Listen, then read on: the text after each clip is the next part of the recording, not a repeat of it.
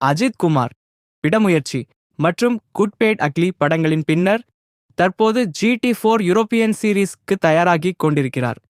Racing போட்டிக்கு பிறகு அவர் மாஷபிள் இந்தியாவுடன் பேசினார். அந்த பேட்டியில் அவர் தனது ரேசிங் பற்றிய பாஷனை பற்றி திறந்தமையாக பேசியிருந்தார். அதுல அவரிடம் ரேசிங்கில் ஒரு பேஷர் எப்படி ஹேண்டில் பண்றீங்கன்னு கேட்டதற்கு, இது சினிமா இண்டஸ்ட்ரியை விட வேற எந்த வித்தியாசமும் இல்ல, நம்ம ஒரு படத்துக்கு எவ்வளோ டெடிகேஷன் பண்றோமோ அதே மாதிரி இதுலயும் முழுசா கடைபிடிக்கிறோம். 32 வருஷமா சினிமாவில் இருக்கேன், அதிலே ஒரு நல்ல சக்சஸ் வந்திருக்கு. ஆனா அந்த சுகத்தில் சில சமயம் மனசு கம்மியாகாம போகுது என்றார். அதுக்கப்புறம் தன்னை பற்றி மிகப்பெரிய யாரும் இல்லைன்னு சொன்னார்.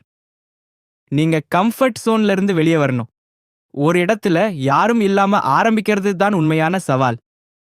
இங்க நான் யாரும் இல்ல, ஆனா அதிலேயே என் முழு திறமையையும் வைத்து உயர வர முயற்சி பண்றேன் என்றார் அஜித்.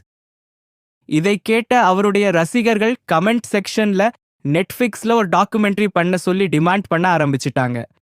உலகம் அவரை இன்னும் நன்றா அறியணும் ஆனா கோரிக்கை வைக்கிறாங்க.